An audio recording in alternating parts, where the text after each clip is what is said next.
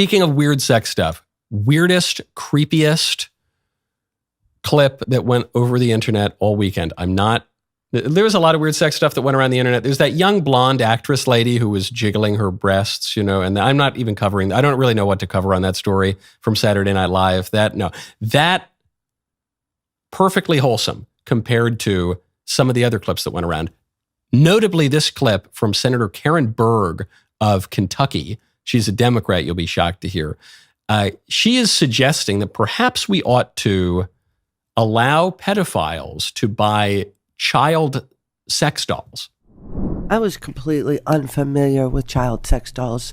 So I had, of course, to Google it last night. I was a little scared to put it in my search engine, but I did. And apparently there is research on the subject. Not much, but there are what they call MAPs, minor attracted persons.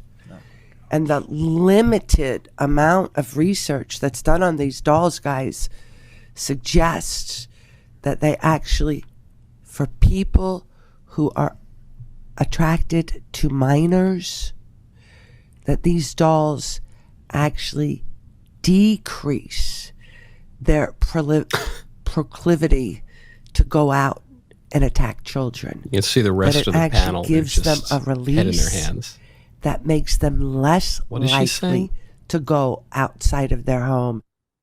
Okay, she goes on. She ends up saying, look, guys, this is conclusive. And it's kind of funny that initially she opens up, she goes, look, all these scientific studies, they're not perfect. There are very few data points to even reference here, and it's kind of dodgy science. They say, but this is conclusive, and that's why we need to create child sex dolls for pedos. And the crazy part about this clip is everyone is cringing in this room. Everyone in the Kentucky State Senate, they're saying, oh, lady, what are you? Oh, this is so disgusting. This is so awful. But what that woman is articulating is a common misunderstanding of how desire works. Child sex dolls for pedos are repulsive and intrinsically evil. It is intrinsically evil for the pedos to do to the child sex dolls whatever they're going to do.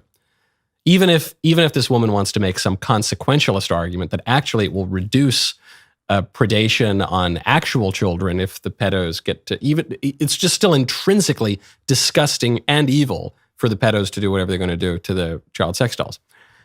But this is how many people think of desire. Probably this is how most people think of desire these days, because we live in the wake of Sigmund Freud, and we live at a time when we are told that if you have any desire whatsoever, it's going to build up inside you like a steam engine.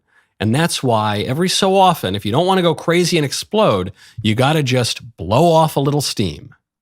That's what she's saying. She's saying these pedos, they're born this way. There's nothing they can do about their desires. It's building up. And so they got to blow off a little steam. And better they blow off the steam with the doll than with an actual child.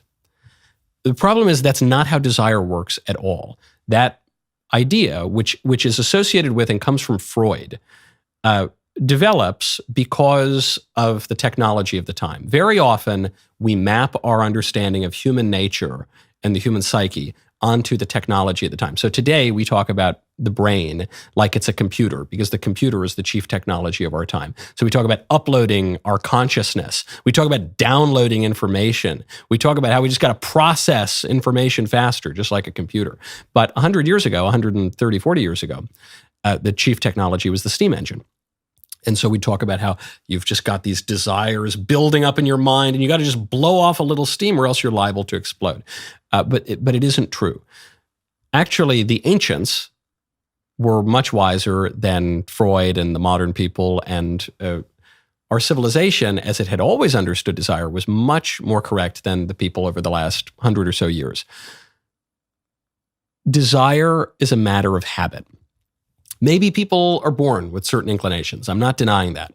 I mean, even for the pedos, I don't know, maybe probably something just went terribly wrong in their lives. And there are huge associations with kids who were abused, later developing these kinds of extremely disordered desires. But I don't know, maybe let's just take this woman at her word and say there's some kind of innate inclination here or something like that. Even if that were the case, desire either deepens or begins to turn as a matter of habit. So the more you indulge a disordered desire, a perverse desire, the more disordered, the more perverse, the more intense it's going to become. And the less you indulge it and the more you cultivate other desires, the more virtuous and orderly your desire is going to become. It's like habits. It's not like a steam engine. It's more like a fire. Okay, if you feed the fire, if you keep throwing wood into the fire is going to get bigger and bigger and bigger. It's like a wolf or so. You feed the wolf is going to get used to that food. The wolf is going to get hungrier and bigger and stronger. Whatever cliche metaphor you want for this. Desire is habit, and desires actually can change. You're not allowed to say that anymore because the libs call that conversion therapy. Or so. It's kind of funny. They say you can't ever change your sexual desires in any way, but you can change your sex. You can go from being a boy to a girl, but you can't go from being a kind of a pervy guy to a less pervy guy. That's impossible. But of course, our desires do change, even beyond sex stuff. Our desires for food.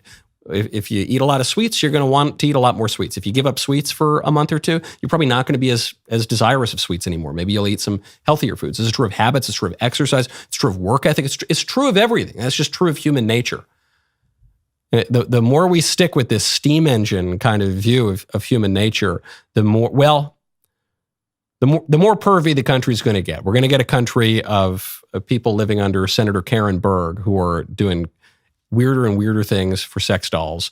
And eventually the dolls aren't going to do it because there's no substitute for the real thing.